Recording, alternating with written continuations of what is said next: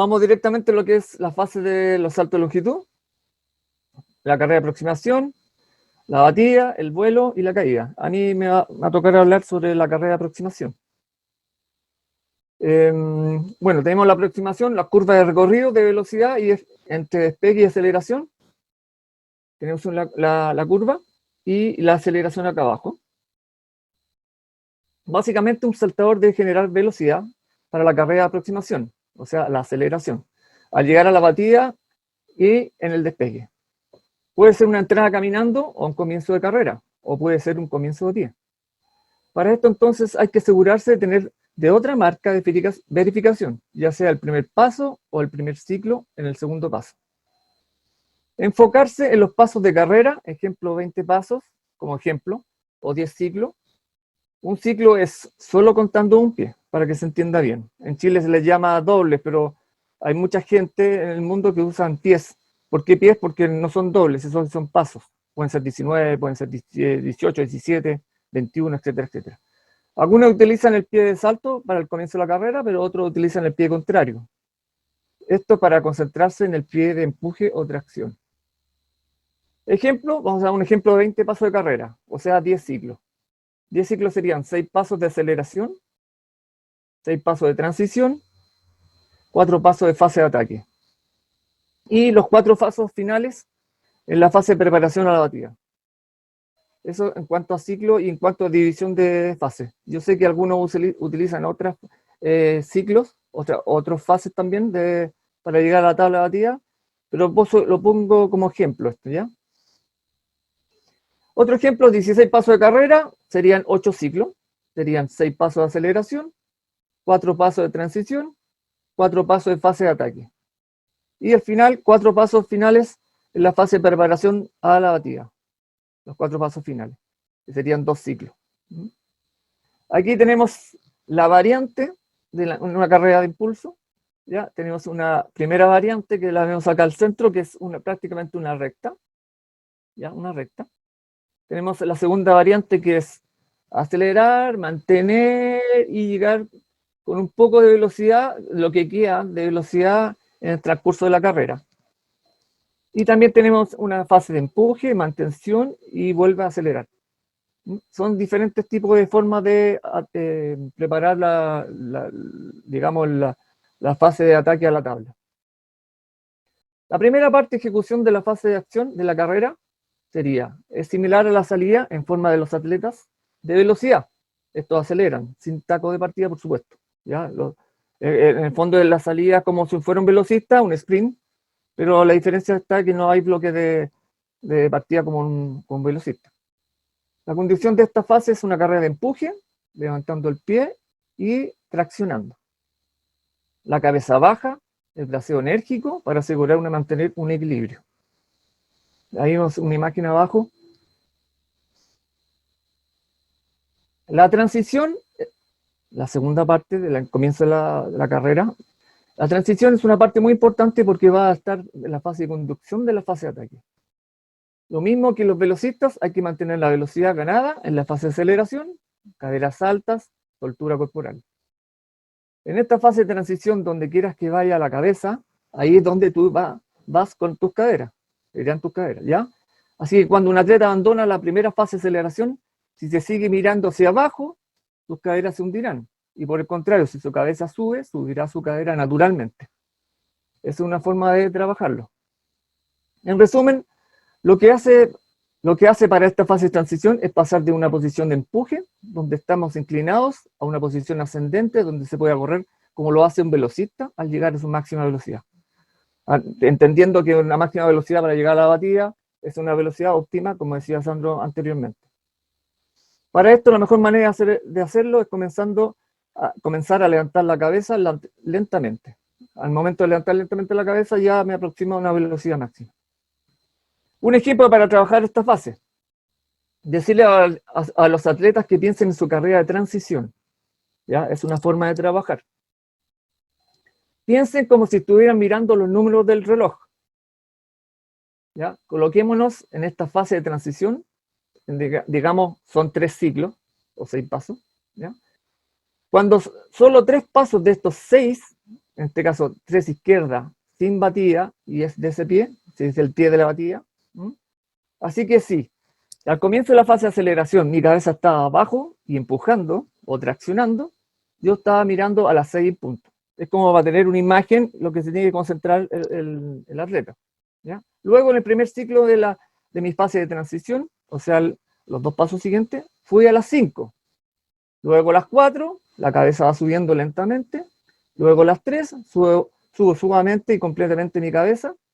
Y terminando esta etapa, el atleta tiene un ángulo de visión completa de la corredera a la pista y continúa avanzando mirando el horizonte. Su vista periférica a la tabla de batida.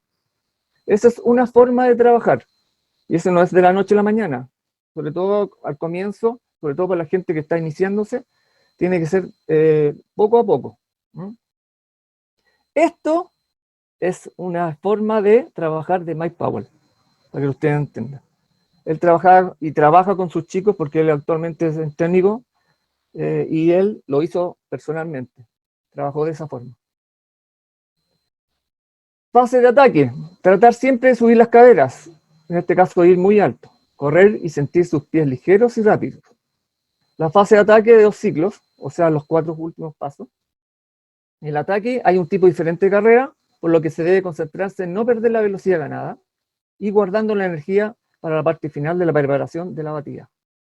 Lo ideal es hacer todas estas cosas correctamente en la pista para llegar al despegue. Fase de preparación de la batida. Mantener la velocidad en los últimos 4 pasos, sobre todo en el penúltimo paso, que es muy importante para mí. Ya vamos a hablar sobre el penúltimo paso. Mantenerse alto en cadera. El siguiente paso, baja la posición más alta, ¿ya? De un pie plano o de empuje. Producto de lo anterior, el paso es más amplio. Es solamente producto de lo anterior. No es que yo quiera dar el paso más amplio, ¿ya? Sino porque es producto de lo anterior, ¿ya? Esto hace que las caderas bajen, desciendan producto de la amortiguación de la caída. A continuación, el siguiente paso, ¿ya? El último, el paso 4, para la batida, es un paso más corto producto del empuje del penúltimo paso, donde se pasa de caderas altas, perdón, de caderas bajas a altas. Este último paso corto toma el ángulo de despegue y sus caderas ahora están en lo más alto posible. Tratar de lograr en los últimos 2 pasos que sean lo más rápidos en movimiento para preparar la batida. Esto crea una situación en la que el atleta no tiene que intentar saltar. Según la biomecánica, le permite salir del suelo. Y los últimos apoyos. Pierna libre, adelanta la acción del contacto. La idea es que la pierna libre que está aquí con el cursor, en este caso si el saltador va a batir con la pierna derecha, la pierna libre la izquierda, ojalá la conciencia sea antes de batir lo más cercano del péndulo hacia la rodilla contraria. Lo más cercano. Esto ayuda mucho a la acción de la batida rápida, ¿ya? Y en cuanto a al penúltimo, el penúltimo apoyo, ustedes lo pueden ver ahí, que está un poquito plano, y aquí vemos es el plano del penúltimo, y aquí vemos el péndulo que está adelantado a la pierna de apoyo. Eso es lo que quería que vieran. Caderas bajas, producto de la amortiguación, y preplano en el penúltimo y traccionado, que saca. Consideración a tomar en cuenta en la preparación de la batida. Hay que tener la capacidad de tomar velocidad en el despegue. Sumar velocidad horizontal más vertical. En el penúltimo paso, al perder velocidad, por pasar más tiempo en el piso, lo que se debe tratar es limitar la cantidad de velocidad que se pierde, por lo que se debe entrenar el empuje, o sea, en este caso la tracción, en el penúltimo paso. Este tirón, entre comillas, viene de la acción de la tracción desde la parte superior del pie plano. Es como una palanca fija justo antes de que el pie tome contacto con el suelo y este esté traccionando y rodando desde el talón hasta la punta del pie. Esta última acción se debe ayudar por la posición de la pierna libre, la cual trata de adelantarse en todo momento a los pasos en el último apoyo. Al llegar a la batida, se golpea, es un, entre comillas, se golpea, el codo hacia atrás ¿ya? Usando el brazo opuesto. Se agrupan los segmentos superiores del cuerpo y se levanta la barbilla. El resto ya es parte de la fase de la batida y el despegue. Esto es todo lo que es teórico. En la segunda parte les voy a mostrar ya lo que es el concepto, que eso es lo que importa a mí. A mí me importa siempre el concepto de lo que tienen que tener ustedes. Todo lo que he mostrado lo pueden encontrar en cualquier libro. ¿Ya? Aquí está un resumen de la fase más importante. ¿Ya? El penúltimo para mí, el apurar la pierna libre antes del contacto en el suelo y la tracción del pie, el momento de la batida. Aquí tenemos otro ejemplo, en este caso del penúltimo paso. Aquí vemos un ejemplo del penúltimo paso de Reese y abajo le deba. Las dos están casi con pie plano en el apoyo. ¿Y dónde está la pierna libre, el péndulo? Adelante. Y eso ayuda a la acción del empuje o tracción para el último paso.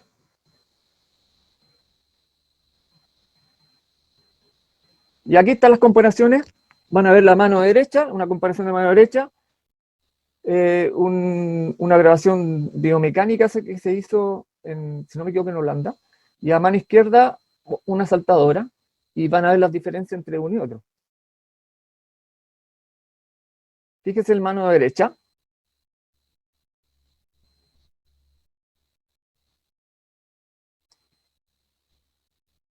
No sé si se alcanza a ver. Ahí está el bloqueo de la mano derecha, el pie de la mano el pie de la figura derecha, y fíjense el pie penúltimo de la figura izquierda. Vamos a poner de nuevo.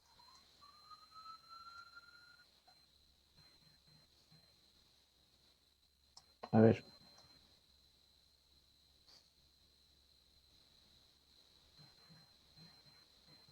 Lo voy a poner de nuevo porque si no, ya ahí sí. Fíjese de la derecha, en el penúltimo, ahí bloquea.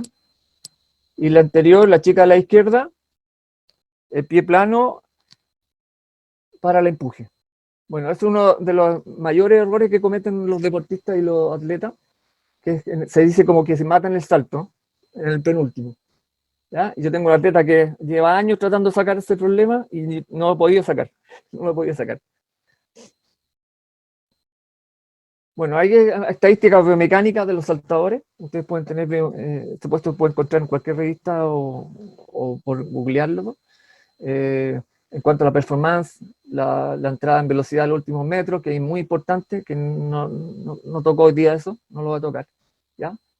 En metros por segundo, la fotocelo se coloca en los últimos 6 metros de la tabla, 1 metro de la tabla y 5 metros hacia atrás, y se mide en metros por segundo la entrada de la velocidad, y eso indica un salto, propiamente cuánto podría saltar. Se mide la velocidad horizontal. ¿Ya? También tenemos la velocidad vertical, etcétera, etcétera. El ángulo, no voy a pararme en eso porque si no estaría todo el día. Biomecánica en el atletismo. El análisis biomecánico de un atleta permite evaluar objetivamente el gesto motor e identificar las virtudes y errores de ejecución técnica que están en desarrollo durante el movimiento de la forma precisa y objetiva. El seguimiento de la evolución de un atleta con el uso del registro de los parámetros biomecánicos permite generar un historial objetivo de rendimiento físico del atleta y una herramienta de análisis del desempeño deportivo del mismo. Concebido por Hay, yo me refiero mucho a este personaje, nos ha ayudado mucho y muchos entrenadores, y consiste en la elaboración de una secuencia de eventos en forma de niveles, de tal manera que los más inferiores son explicativos de los superiores. En este sentido, el modelo de la jerarquización de los factores que intervienen en el gesto. Tenemos una estructura de modelo biomecánico general, ¿ya? Y la importancia de los aciertos y los errores de la biomecánica, en este caso para los saltos, es establecer una lista de cotejos de la verificación. Los errores más graves están en la base del modelo biomecánico, las causas menores que pueden estar en la geometría del movimiento, es decir, de los ángulos y las trayectorias, Correcciones y errores. Se debe llevar un proceso de reentrenamiento o de nuevo aprendizaje en el caso de los errores sean de carácter geométrico. En el caso de los errores que puedan achacar la falta de fuerza, entonces se debe potenciar la capacidad diseñando un plan de entrenamiento pertinente al proceso. Ahora vemos directamente lo que es el modelo biomecánico del salto de longitud, del cual yo me voy a referir hoy día de la primera parte. Ahí tenemos modelos mucho más grandes. Y yo me voy a referir solamente al control de la carga de impulso, la precisión, la distancia al pie, a la que la debatía. Biomecánica de la tipología del salto de longitud, fase de la carrera de aproximación. Esta fase es significativa para el salto de longitud. Conduce un buen rendimiento mediante un avance rápido y preciso. Las tareas de un atleta durante la carrera se componen de la aceleración hasta la velocidad casi máxima. Bajar el cuerpo durante el paso casi final y llevar el pie al despegue y despegue de la tabla de batida. La fase de carrera de aproximación comprende la velocidad de carrera, la precisión de la carrera, según Hale, y la carrera hacia el despegue.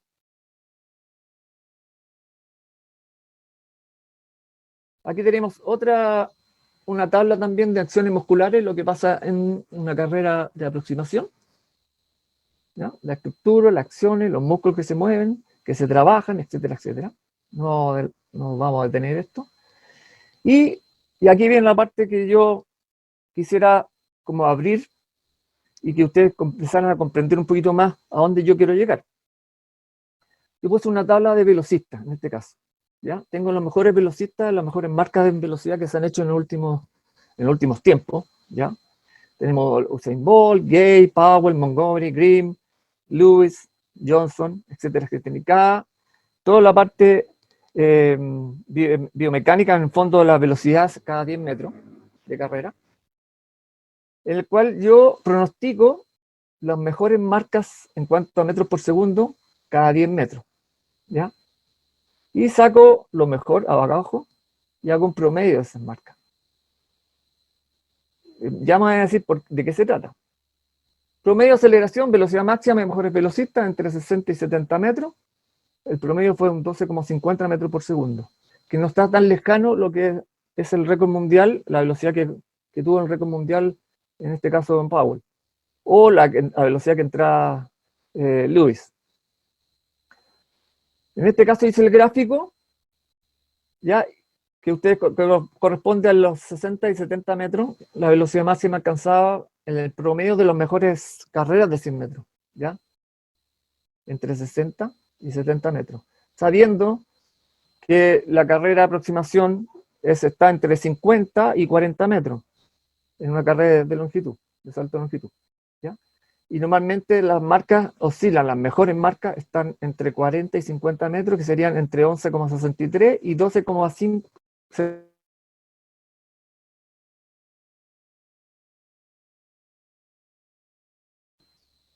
¿Cómo llevar esta aceleración a la carrera de aproximación?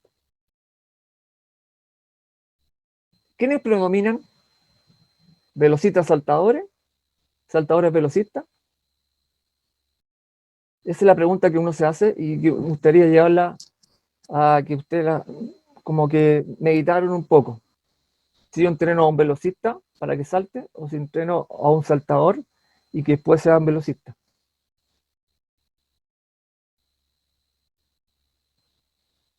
Entonces, tenemos una lista variada de saltadores, ¿ya? Año de nacimiento, salto largo, las marcas de longitud, la marca de los 100 metros, la altura, el peso y el índice UA, a costado derecho. Yo puse en amarillo lo que son velocistas saltadores y puse Mike Powell, que es un saltador, que también corre velocidad, pero es más saltador. No puse en colores a todos porque sería mucho trabajo y no es muy difícil verlo, cuáles son los saltadores velocistas o velocistas saltadores, los que predominan. Bueno, abajo tengo el promedio de todos estos saltadores velocistas o velocistas saltadores. El promedio son 10,39 en 100 metros. Tenemos la altura, el peso, el promedio, exacto. y las marcas promedio. Y tenemos la curva. Aquí tenemos la curva de Carl Lewis, su curva de aceleración en su carrera de 100 metros. ¿Ya? Salto largo 8,87, 100 metros 9,86, la altura, el peso, el índice. ¿Ya? Y los metros por segundo de él están en los 60 metros.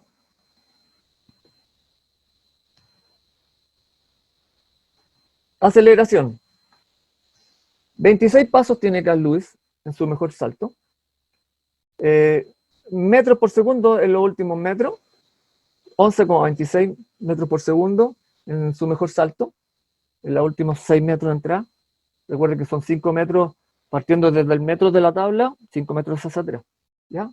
Y en 100 metros, el 9,86 fueron 12,5 metros por segundo.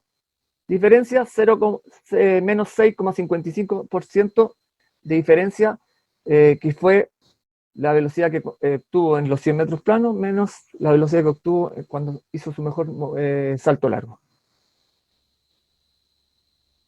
Y aquí tenemos la velocidad del centro de masa durante los últimos pasos de los saltos de los dos, Carl Lewis y Mike Powell. Entonces tenemos la velocidad del centro de masa horizontal. Acá arriba tenemos la velocidad de Mike Powell y la de Carl Lewis. Y acá abajo tenemos la velocidad vertical de Powell arriba y Carl Lewis abajo. Esto da para mucho, para meditar mucho. Cómo fue la entrada de Carl Lewis, que efectivamente fue mucho más plana en ángulo que Mike Powell, ¿ya? Pero Mike Powell aceleró mucho más la velocidad vertical al momento de la batida. Y eso obtuvo un mayor ángulo y por supuesto el resultante de la marca, el récord mundial. Aquí tenemos las damas, que es el mismo caso de los varones. Tenemos en Eke Drechsler en amarillo y Britney Reese en naranjo, la división de ambas. También tenemos la de Marin Jones, que era velocista, que llegó a saltar. Y Miss Hambo, también la actual saltadora alemana, que tiene una marca no de velocidad, no de velocidad a nivel mundial, pero tiene un gran salto. Entonces estas digamos que serían ser saltadoras, velocistas y no velocistas saltadoras. Vamos a la segunda parte, porque esa fue la primera. Ya entendí el concepto de la carrera de aproximación, ya lo sabemos, todos la conocen, ¿ya? Podemos ver diferencias en cuanto a las fases de la carrera de aproximación, pero más o menos todos manejamos lo mismo, ¿ya? ¿Y qué pasa con el ajuste de la tabla de batida?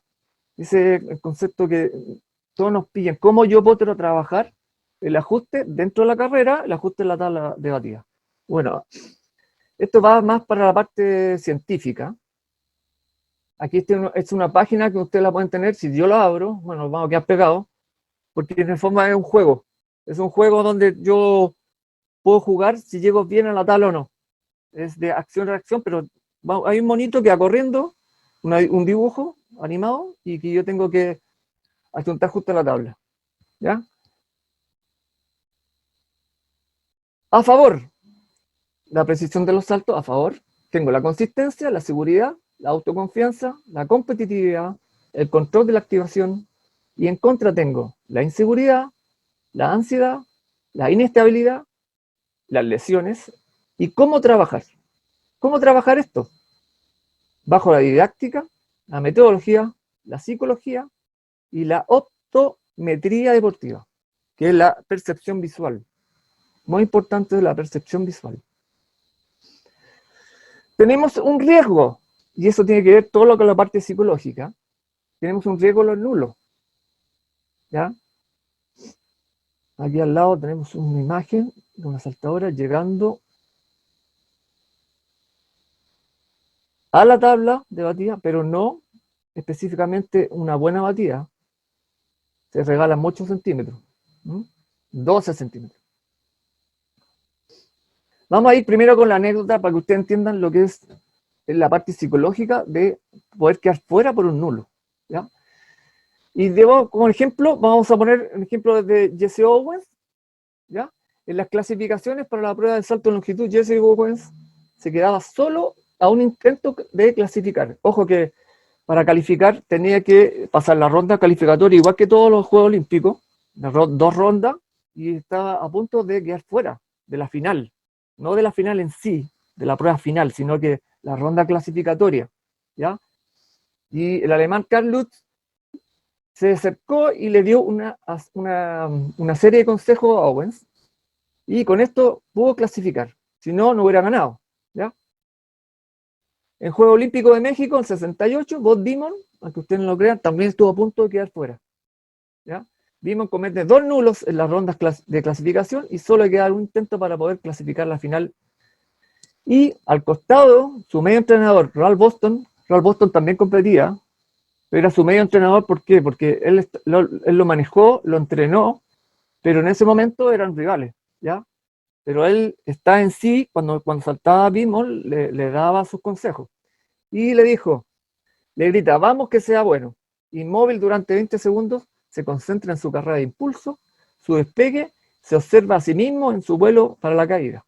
Está seguro de que saltará muy lejos y se repite continuamente antes de comenzar su carrera, no falles, no falles. Pues bien, esa carrera le dio la posibilidad de no ser el nulo, por supuesto, y bajo los consejos de Ralph Boston, y quedar dentro de la final. Si no, no hubiéramos tenido récord mundial.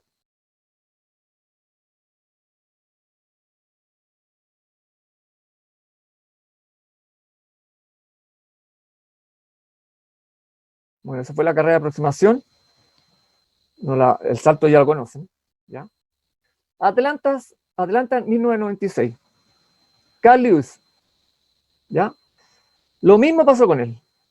En la ronda de clasificación, Carl Lewis llevaba un salto de 780 y un nulo.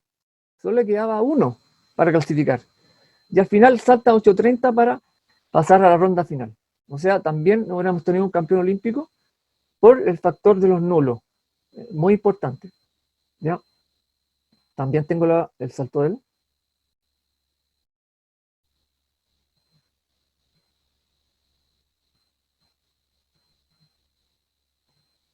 Bueno, con ese salto clasifica.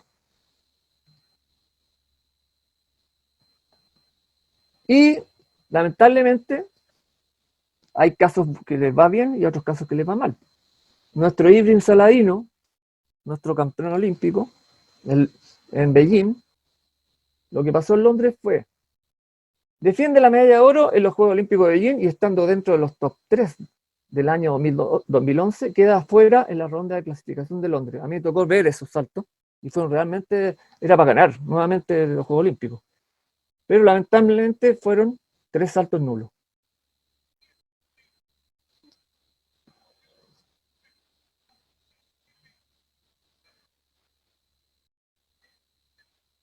El primero fue nulo, este es el segundo.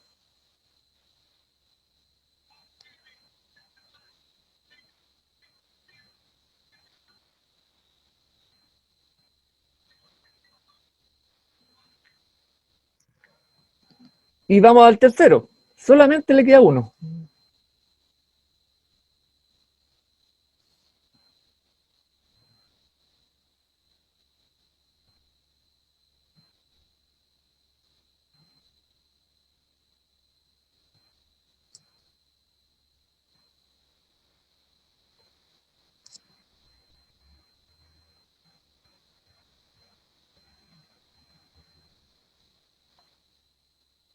Bueno, lamentablemente Irving quedó fuera y se perdió claramente, yo creo, ahí está, se quedó lamentablemente fuera de una medalla, hubiera seguro una medalla. Entonces, tenemos aquí la carrera de precisión a la tabla, que es muy importante y tiene un factor muy psicológico, aparte de los miedos al nulo, ¿ya?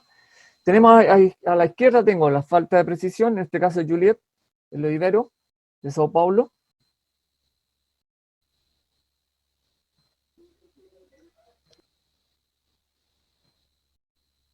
Y a la derecha Emiliano.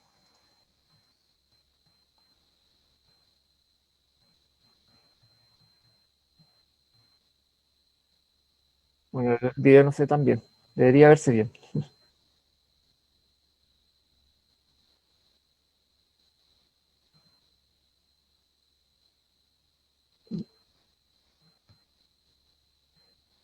Siempre hay factores que determinan un nulo, ya sea puede ser la falta de precisión, producto de un trabajo, producto del cansancio, producto de muchas cosas, ¿ya? Pero eso es inherente de muchas causales, no solamente del trabajo, ¿ya? Y tradicional ver a una señora de 83 ¿Cómo percibe la años carrera un este atleta? tipo de actividad. ¿Ya? Para llegar bien a una tabla de batida, a la velocidad en que se aproxima la tabla, la percepción de ajuste de la tabla, ¿cómo percibe el atleta? Aquí lo vemos en cámara rápida, si es que podemos verlo, a ver, ojalá podemos verlo.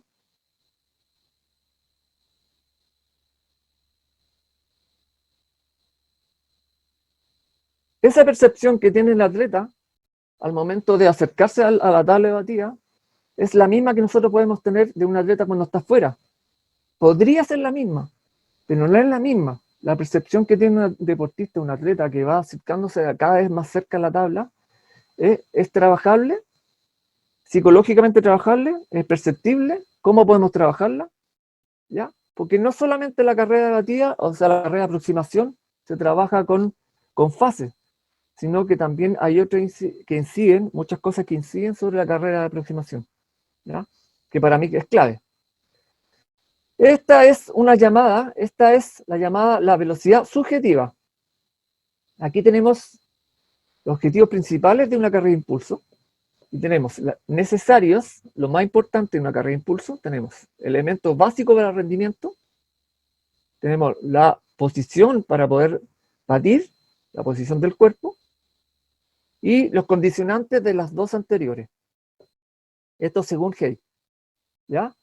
Y tercero, y suele estar en confrontación con la velocidad. ¿Por qué ese condicionante de las dos anteriores y suele estar en confrontación con la velocidad?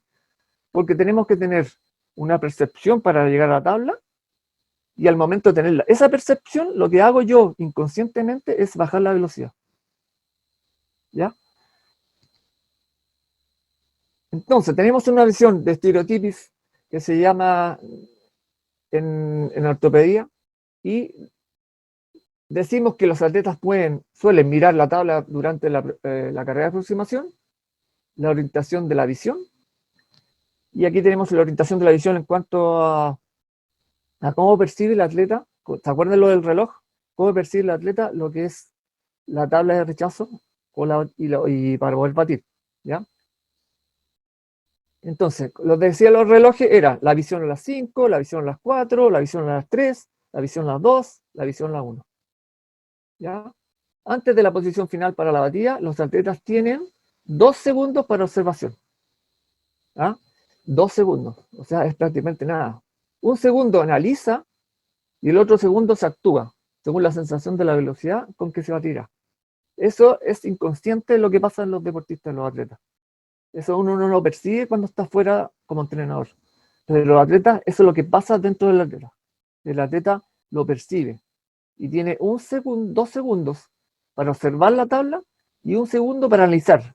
Y el otro para poder saltar el fondo, para batir. ¿Mm? Aquí tenemos la precisión de la tabla, la cantidad en nulos que se hacen prácticamente en muchos torneos, ¿ya? Se pierden prácticamente entre el 51 y el 52%, hacen una tabla, o sea, hacen un salto sin nulo, cercano, entre el 28 y el 33% hacen un porcentaje de nulos, ¿ya? Y los que llegan lejos de la tabla es un 16%, es bastante, ¿ya? Más o menos el 50% de los saltos suelen ser válidos. Más o menos el 30% de los saltos suelen ser nulos, más o menos 16% de pérdida en el ajuste de la tabla. ¿Mm? En los últimos 15 años y en 108 competiciones, el 30% de los saltos han sido nulos. ¿El ajuste de la tabla es el resultado de un trabajo o es el resultado del azar? Es una gran pregunta. Yo siempre, bueno, yo coloco un dado aquí, coloco un dado porque un dado tiene 6 números y nosotros tenemos 6 saltos. ¿Ya? De 6 números en el dado, 6 intentos para marcar. Tenemos 6 intentos, pero tenemos 3 primeros. Y aquí hay un estudio, el estudio que les mostré anterior, ¿ya? De de 3.783 saltos en varones y 2.607 saltos en damas. Ya. Fíjense bien. Los foul, o en este caso los nulos, en los varones, el mayor porcentaje se ubicó en el último salto. Después se le siguen en el penúltimo salto y después en el segundo salto. Entonces, hay un aspecto de un aspecto de trabajo, podríamos llamar, un aspecto psicológico. ¿Qué aspecto estaría funcionando ahí? Que por qué yo en los últimos saltos, o los dos últimos saltos, y en el segundo aplico la mayor cantidad de nulos. Es para pensar, cuando yo debería aprovechar el primero. El primero debería aprovecharlo con todo, hacerlo con todo, y mucha gente no lo aprovecha, ¿ya? Muchos saltan para ver cómo están. Si está bien el pie, si está bien la carrera, etcétera, etcétera, y desaprovecha mucho el salto. Bueno, la estrategia de cada entrenador con su atleta, esa la tienen que ver. En el caso de las damas, el quinto salto es de la mayor cantidad de nulos, después viene el cuarto salto, y se repite el segundo salto. Volvemos a la misma instancia. Yo creo, si me imagino con este estudio, que el primero todos lo hacen para ver cómo están. Cómo llegan con su carrera, cómo está su batida, etcétera, etcétera. Y el segundo ya empiezan a competir. En el fondo ya se está perdiendo un salto completo, que es el primero. ¿Y qué estrategia utilizar? Bueno, ahí tenemos reglas. Los saltos de la ronda 1 también fueron significativamente más cortos que los saltos de las rondas 2, 3, 4, 5, 6. Que lo que les decía yo. Aquí está el 7.73 en varones y el 6.45 en damas. Estamos hablando del promedio de todos esos saltos, de esas competencias. ¿Ya? Las nociones de un salto seguro podrían interpretarse como la adaptación deliberada de un atleta, que es lo que estaba diciendo yo. Si un salto de la ronda 1 fue nulo, entonces las probabilidades de que el próximo sea nulo, ¿ya?, aumentaron un factor de 1,67% independientemente de la ronda. ¿Ya? O sea, me veo, es como un heptatleta, como lo digo, o un decatleta, me veo con la posibilidad, se abre la posibilidad de quedar fuera de la competencia, como lo que le pasó a Saladino. Además, si un salto anterior había sido un nulo, las probabilidades de que el próximo salto resultara un nulo eran de 1,56, más alto que si no lo hubiera hecho, no hubiera sido nulo. ¿Ya? En relación a estos saltos, se muestra que cada salto está conectado de forma de un evento, influyendo en el rendimiento del salto emergente. Esto según Rodman. Pues bien. Otra influencia, eso para pensar lo que hemos visto. Otra influencia es el color de la plastilina. Y ustedes dirán, ¿por qué va a tener influencia? Pues sí, hay influencia. ¿Ya? Cada vez se va colocando un nombre, un color a la plastilina. Y eso tiene incidencia en el salto, aunque ustedes no lo crean. ¿Ya? Por supuesto, creo que este año, a fin de año, se quería poner ni siquiera una plastilina, que es plano. Y hacer la tabla de batida y hacer plana. No sé en qué está eso. ¿Ya? Como les digo, tiene incidencia. ¿Ya? Las diferentes decisiones en que el atleta toma la entrada a la batida, según el color de la plastilina, y vemos acá. Está el take-off, al despegue, ¿ya? Y tenemos el yellow, amarillo, y el blanco.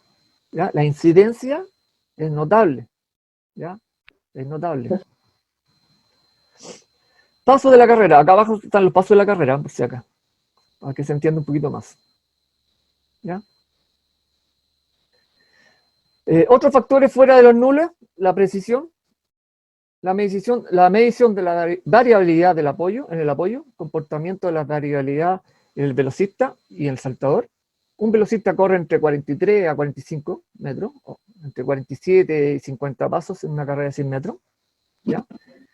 Si se hace la mitad de la carrera, o sea, 23 a 25 pasos, la carrera de los saltadores oscila entre 40 y 50 metros.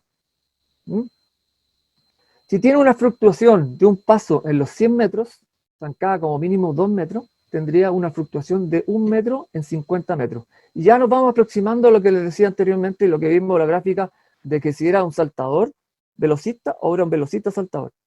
Y cómo llevar a un velocista, que a lo mejor para nuestro país o para Sudamérica, es un velocista que puede estar a nivel sudamericano, pero no a nivel mundial, pero ese velocista puede ser un saltador. Y perfectamente puede correr los 100 metros y puede hacer un estudio de los 100 metros para medir su aceleración y llevarlo al salto. ¿Ya? Y esto más o menos explica cómo podríamos hacerlo. Cambio de estrategia, carrera programada y ajuste o dirección visual. Los velocistas están manteniendo una variabilidad incrementada y no existe un cambio de estrategia y ajuste visual en la tabla. Comportamiento normal y evaluación de la habilidad de un saltador. Bueno, hay muchos factores que tienen variabilidad a lo largo de los pasos, ¿ya? A medida que se van acercando a la tabla, como les decía anteriormente, la carrera empieza a variar, ¿ya? Ya sea, empiezan a dar los pasos más cortitos, empiezan a ajustar porque la tabla se les viene encima, y ahí cambia la forma de correr, y cambia la carrera, y ahí se producen los nulos, etcétera, etcétera. Crecimiento del error al aproximarse a la tabla. Tenemos el atleta ve y ajusta a la tabla. Lo que les decía yo. Aquí está la tabla donde está el 0. ¿Ya? Se divide en dos partes. La carrera, dos partes en la carrera, en el aspecto motriz. Uno, la programada cerrada de autorregulación, como se ha señalado, se ha enseñado a correr, como yo le enseño a mi atleta a correr, ¿ya?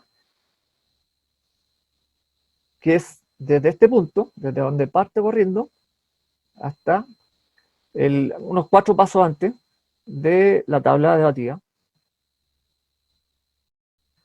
Y 2, control visual, que tiene que actuar para conseguir el objetivo de llegar a la tabla, que es desde acá, 4 pasos finales, hasta la batida. Esa es una tarea abierta con respecto a la tarea cerrada anteriormente hablada, ¿ya? Esta es una tarea abierta en el aspecto motriz.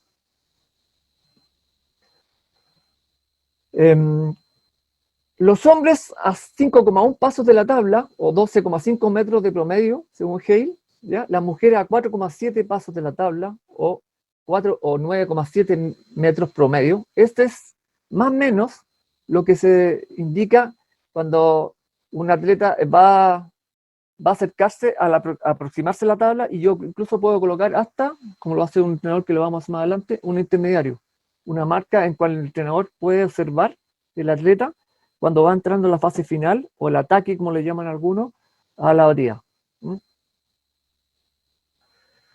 4 pasos más o menos, o 1,8 metros el principiante. Estos son prácticamente 4 pasos, o más o menos 1,8 metros con gente que está partiendo en atletismo, ¿ya? Los principiantes, ¿ya? No así los adultos, son muchos más metros. Tiempo de impacto donde se produce el cambio de comportamiento para llegar a la tabla está entre 0,93 segundos, más o menos, y 0,46 segundos. O sea, menos de un segundo para actuar antes de batir, ¿ya? O sea, tenemos menos de un segundo para saber qué hacer antes de batir.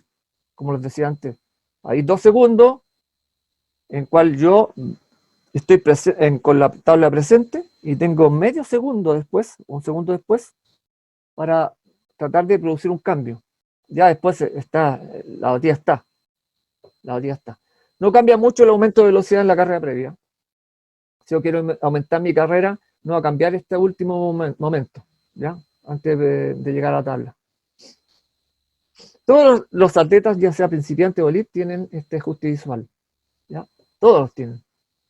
Es un ajuste visual donde estoy marcando aquí, se ven los cuadraditos. ¿Ya? Incluso cada persona tiene un ajuste en su vida diaria. Y como ejemplo pongo, cuando uno va en la calle y va a subir una calzada de la calle, uno ajusta los pasos para subir la calzada, ¿no? Y en cualquier ejemplo de vida, uno ajusta los pasos para cuando ve un objetivo que le puede hacer daño. Ajusta los pasos. En este caso, la parte de atlética pasa lo mismo, ¿ya? Todos ajustan visualmente cuando van a llegar, en este caso los atletas van a llegar a la tabla de batida, ¿ya? Pero cuando se está trabajado ese momento, ese ajuste, no se producen mayores problemas en cuanto a los nulos, las diferencias entre un salto y otro, etcétera, etcétera. El ajuste se hace muy acelerado en los últimos pasos, antes de llegar a la tabla. ¿Ya? Aquí tenemos la línea verde, donde está 2 pasos antes de llegar a la tabla. ¿Mm? El retraso en la toma de decisión, miren, aquí están los pasos que estoy colocando, 5, 4, 3. Las decisiones al momento de saltar solo el 34%, lo hacen en los pasos anteriores al salto entre el quinto y el tercer paso, antes de llegar a la batida. Por lo tanto, la decisión es muy compleja cuando estás lejos de la tabla. Uno se mantiene corriendo. ¿Qué pasa en la última parte? El 66% se hace los últimos 2 pasos antes de enfrentar la tabla. Imagínense, el ajuste. Por lo tanto, por eso que algunas veces se producen alteraciones en cuanto a los nulos. ¿Ya? Porque el ajuste visual que tenemos y que trata de ser muy acelerado, no lo podemos cambiar en los últimos pasos. Tenemos el 35% y el 32%. ¿Por qué pasa esto? Según los autores, intención de correr más rápido, busque la posición. Aquí tenemos el ciclo de la carrera de batida. Los pongo, he puesto mucha encrucijada a todo el mundo. Pero la idea es que esto sea para que lo piensen. ¿Ya? Los factores asociados a los ciclos de carrera se comportan de diferentes maneras. Aquí tenemos el vuelo, el empuje y nuevamente el vuelo. ¿Ya? Tiempo de vuelo, apoyo, fase de impulsión, recorrido de apoyo, vuelo. Entonces, los factores más asociados al cambio de longitud de los pasos antes de la batida es el tiempo de estos, el tiempo total del paso. ¿Ya? Si ustedes se fijan y memorizan o visualizan el salto de longitud entre el paso antepenúltimo al penúltimo, ¿ya? Se van a dar cuenta que hay un pequeño salto. ¿Ya? Un pequeño salto. ¿Ya? Lo que hay que fijarse es el tiempo que se demora en ese salto. No cuánto saltó, cuánto fue de largo el salto, cuánta amplitud tuvo ese salto. Que se dice que el penúltimo es más largo que el último. Hay que fijarse en el tiempo que se demoran los contactos. El tiempo que se demora entre un contacto y otro. ¿Ya? Y aquí se refleja claramente. Ya que estamos en menos tiempo en el piso y menos tiempos en el aire. Esa es la clave. Fijarse, estamos menos tiempo en el piso y menos tiempo en el aire. No tanto en la longitud del penúltimo y el acortamiento del último, sino que cuánto tiempo estamos en contacto. ¿Y qué nos dicen los técnicos al respecto? ¿Qué estrategia ocupan? Entonces aquí vamos a poner varios técnicos y su manera de mirar o de enfocar lo que es la carrera de aproximación. ¿Ya? Y vamos a poner esto más abajo, o acá arriba. La aproximación y los aspectos que hemos hablado. Por ejemplo, Tom Telex, que entrenaba a Carl Lewis. Lo más importante, bueno, aquí lo pueden leer ustedes después. Lo más importante es lo que tenía él es marcar la verificación o el intermediario entre los 10 y 9 metros. ¿Ya? Los 4 pasos antes de batir. Él se preocupaba mucho de esos 4 últimos pasos. Y colocaba una marca de verificación, ¿ya? Que le llamamos intermediario nosotros. Esa marca de verificación, que lo pueden tener, otros pueden tener 2 metros de la tabla, hay varias marcas, de hecho algunos técnicos usan varias marcas, ¿ya? Él se colocaba en esa marca, ni siquiera se colocaba en la tabla de batida, él se colocaba en esa marca para ver cómo llegaba Carl Lewis a batir. Aquí tenemos otro entrenador, Dan Pfaff. Lo más importante de todo lo que, bueno, hay varias cosas que dice él, y su comportamiento y los objetivos que tenía él. Lo más importante que yo rescaté, o sea, dentro de, ver el objetivo de la tabla hasta al menos el contacto visual periférico, incluso durante el penúltimo paso.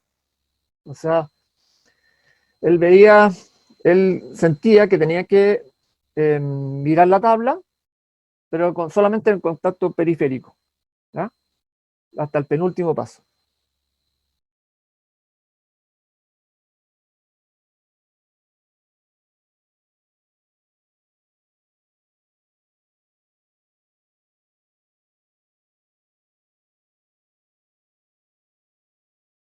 Bueno, Joe Walker, lo que dice Joe Walker es que hay que pasar por la tabla, ¿ya? Y la marca de referencia para él son 2 pasos antes de la tabla de batida, ¿ya? Y tiene esa referencia para él, aparte de otra forma de trabajar. El hecho de pasar por la tabla se refiere que hay que prácticamente no machacar la tabla, mantener la velocidad y pasar muy rápidamente como un rodillo por la tabla. ¿Mm? ¿Qué más? Peter Stanley, dice Peter Stanley, entrenador de Edwards y Torbjörn, dice, la velocidad horizontal se establece y se mantiene, que es como la curva que yo les mostré antes.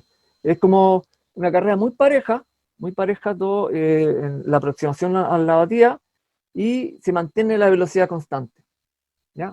Aparte de otras cosas, les vuelvo a decir. También, bueno, dice que no hay precisión al final de un sprint, no hay necesidad de cambiar las direcciones de fuerza finales, lo que les decía yo. No hay necesidad de introducir un ritmo, cambio final, o sea, la carrera es muy pareja. Y que efectivamente, porque cuando vemos la carrera de aproximación de Jonathan Edwards, es una carrera muy pareja, incluso hasta los saltos, 35, 30, 35 en porcentaje cada salto, ¿ya? Dice también, sí, al inicio consiste en contactos precisos, control del drive, de aceleración, hay una transición, si no, ¿qué sucede y cuándo? Si es una forma vertical, etcétera, etcétera. No vamos a detener en eso. Richard Wood, entrenador de Conley y Taylor, dice carrera agresiva y más corta, ¿ya? Él decía que las carreras tienen que ser mucho más cortas porque dice, la consistencia es lo más importante. Del 100% es más fácil de duplicar que el 89, el 92, el 97%, etcétera, ¿ya? Él no necesariamente tenía que hacer una carrera larga de aproximación a la tabla, e incluso se vio favorecido hace un año atrás cuando las carreras de longitud, la carrera de aproximación, no tenía que pasar de 45 metros. Y él se vio favorecido con sus deportistas. ¿Mm? Sigamos. ¿Y qué dice Irving? Irving, entrenador de John Moffitt, dice, el contacto visual se mantiene el mayor tiempo posible, el proceso solo necesita continuar cognitivamente. ¿Ya? En este caso, él lo que pretende es que sus deportistas miren siempre la tabla, siempre mirando la tabla, ¿ya?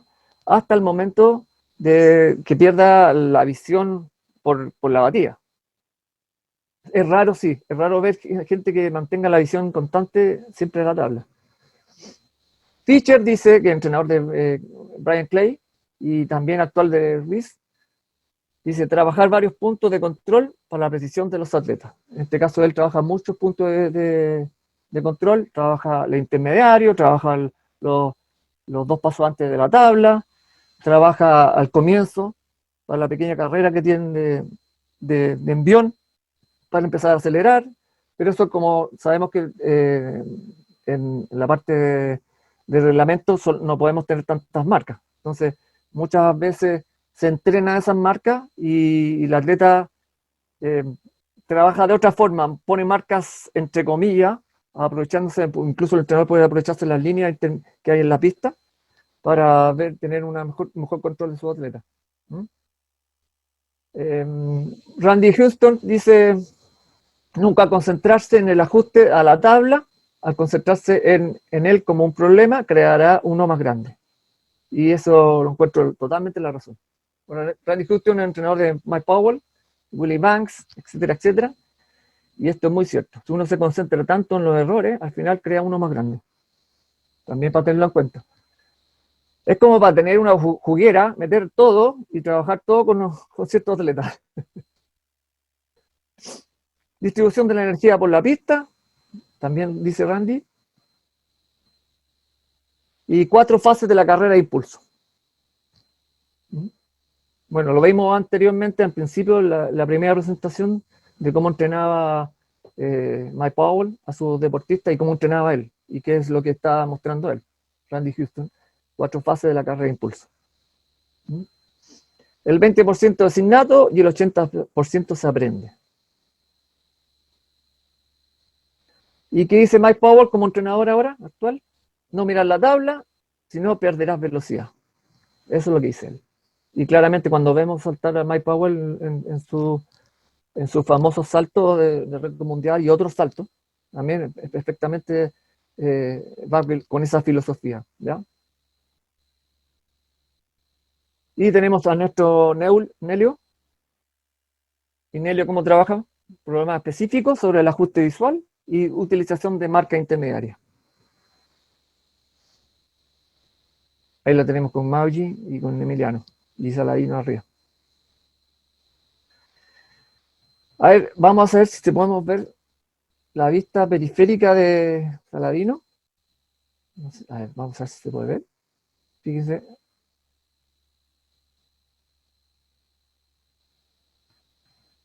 No sé también. Vamos a ver a Daniel.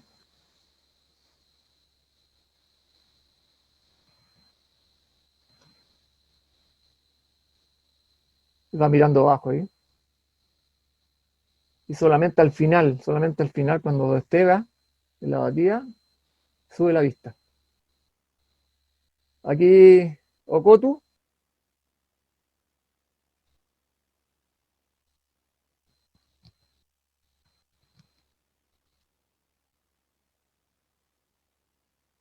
Mirando abajo, cabeza baja.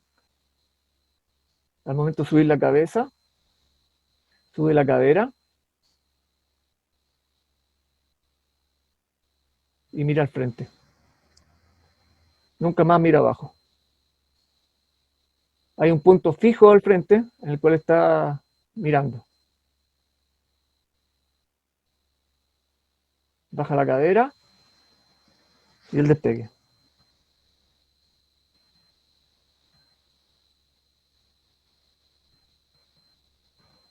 Su mirada periférica a la tabla, su penúltimo paso, su precisión a la tabla, y para mí el que debe ser casi perfecto.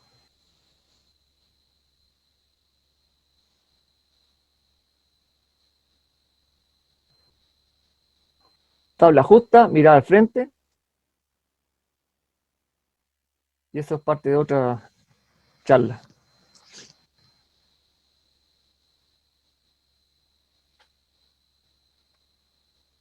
Penúltimo, empuje.